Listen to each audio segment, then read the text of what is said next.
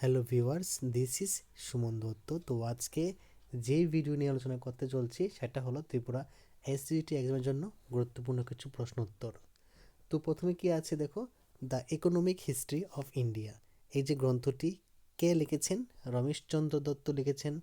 এই বইটিতে তিনি ব্রিটিশ শাসন আমলে ভারতের অর্থনৈতিক শোষণের কথা তুলে ধরেছিলেন। জাতীয় কংগ্রেসের প্রতিষ্ঠাতা কে ছিলেন? Allan Octavian Hume.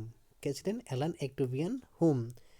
তিনি একজন অবসরপ্রাপ্ত কে ছিলেন? ব্রিটিশ সিভিল সার্ভেন্ট ছিলেন। এটি 1885 থেকে শুরু হয়েছিল, আর মাসটা ছিল ডিসেম্বরের 28 তারিখ, এবং জায়গা ছিল বোম্বেতে। ঠিক আছে। তারপর এখানে আছে কি, ফ্রেজার পরিকল্পনা কবে ঘোষিত হয়?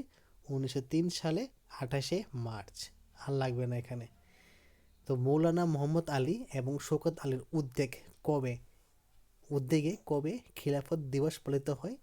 17 অক্টোবর 1919 খ্রিস্টাব্দে। তারপর গান্ধীজি কবে দক্ষিণ আফ্রিকা থেকে ভারতে আসেন? 1915 খ্রিস্টাব্দে। সাইমন কমিশন রিপোর্ট কবে পেশ হয়? 1930 সালে। ভারত ছাড়ো আন্দোলনের সময় কবে গান্ধীজিকে গ্রেপ্তার করা হয়? 9 আগস্ট 1942 সালে গান্ধীজিকে গ্রেপ্তার করা হয়। তারপর এখানে বিসমার্ক কার সঙ্গে আক্রমণ চুক্তি স্বাক্ষর করেছেন? মানে এই যে ওটো ভান বিসমার্ক আছে, তিনি কার সঙ্গে আক্রমণ চুক্তি স্বাক্ষর করেছেন? ঐতিহাসিক প্রেক্ষাপটে বিসমার্ক বিভিন্ন সময়ে বিভিন্ন দেশের সঙ্গে চুক্তি স্বাক্ষর করেছেন। এর মধ্যে উল্লেখযোগ্য হলো 1887 সালে পুনর্বিমা চুক্তি, যা জার্মানি এবং রাশিয়ার মধ্যে কি হয়? একটা ডিল হয়। ঠিক আছে। পৃথিবীর গড় ব্যাস কত? 12,734 কিমি। চিম্বু রাজু কি ধরনের আগ্নেয়গিরি? মিত্র শঙ্কু আগ্নেয়গিরি।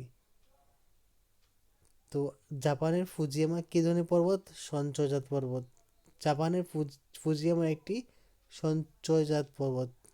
কে আগ্নেয়গিরি?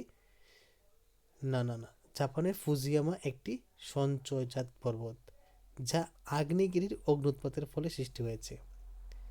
তো অববাহিকা ও ক্ষয়ী ভবনের মিলিত ক্রিয়াকে কি বলা হয়? নগ্নিভবন। এই যে অববাহিকা আছে এবং ক্ষয়ী ভবন আছে, এই দুইটার যে মিলিত প্রক্রিয়া, এটাকে বলা হয় কি? নগ্নিভবন। তারপর এখানে আছে কি, লিগ্যাল জিওগ্রাফিক্যাল সাইকেল অফ এরোসিয়ন।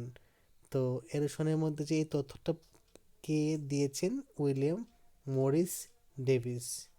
পৃথিবীর দীর্ঘতম পাদদেশীয় হিমবাহ কোনটি? আলাস্কার মালসোপিনা হিমবাহ।